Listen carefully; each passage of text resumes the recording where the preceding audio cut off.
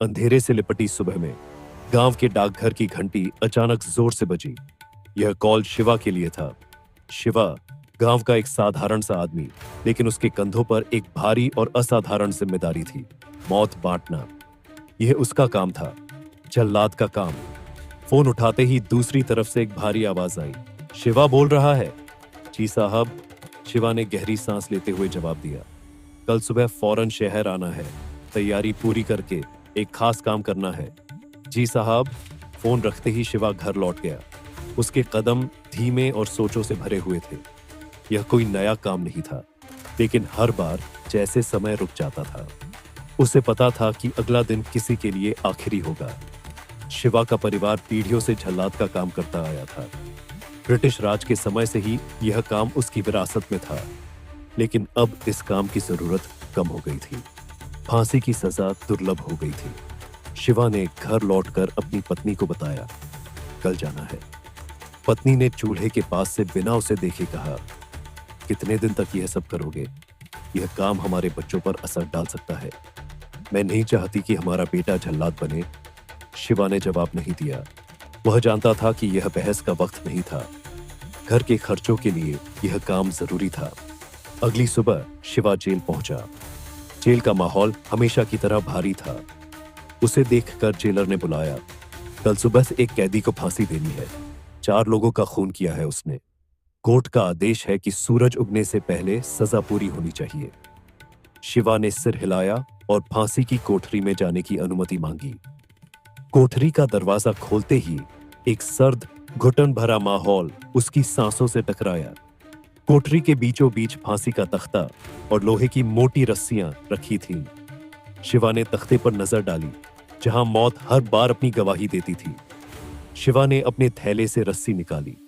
उसने उसे बार बार खींचकर देखा कि कहीं कोई कमजोरी तो नहीं।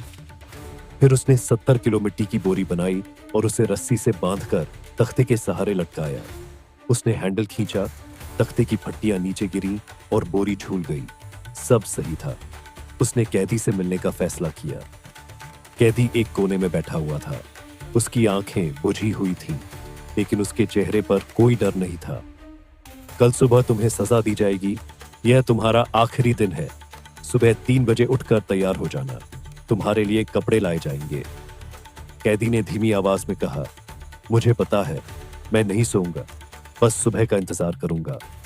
शिवा के लिए यह नया नहीं था। उसने कई बार देखा था कि मौत का सामना करते वक्त हर इंसान अलग तरीके से प्रतिक्रिया करता है। कुछ रोते थे, कुछ भागने की कोशिश करते थे और कुछ ऐसे ही शांत हो जाते थे। रात ढल चुकी थी। शिवा को नींद नहीं आ रही थी। उसकी आंखों के सामने पिछले कई कैदियों के चेहरे घूमने लगे। उसे याद आया कि कैसे एक बलात्कारी ने अपनी फांसी के वक्त आखिरी पल में भगवान को पुकारा था। उस समय शिवा ने खुद से कहा था, हम जल्लाद सिर्फ आदेश का पालन करते हैं, पाप पुण्य तय करना हमारा काम नहीं है। सुबह 2 बजे शिवा उठ गया। उसने खुद को तैयार किया और कैदी को जगाने गया। कैदी पहले से तैयार बैठा था। शिवा ने उसे कपड़े दिए और कहा, जल्दी से नहा धो लो, मैं ठीक 5 बजे तुझे लेने आऊंगा। सुबह के 5 बज चुके थे। जेल के अधिकारी और गिने चुने लोग कोठरी के पास इकट्ठा हो चुके थे।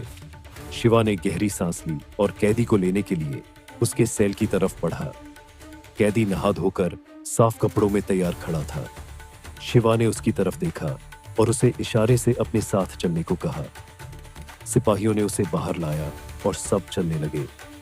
जैसे ही वह कैदी को लेकर फांसी की कोठरी के पास पहुंचा, वहां पहले से मौजूद जेलर और अन्य अधिकारी गंभीर मुद्रा में खड़े थे। शिवा ने थोड़ा चौंकते हुए पूछा, साहब, सब ठीक है ना? जेलर ने गंभीर आवाज में कहा, शिवा, फांसी रोक दो। कल रात कोर्ट से नया आदेश आया है। इस कैदी की फांसी की सजा बदलकर उम्र कैद में तब्दील कर दी गई है। यह सुनते ही कोठरी में एक अजीब सा सन्नाटा छा गया। कैदी की आंखों में पहले खौफ और अब राहत का भाव झलकने लगा।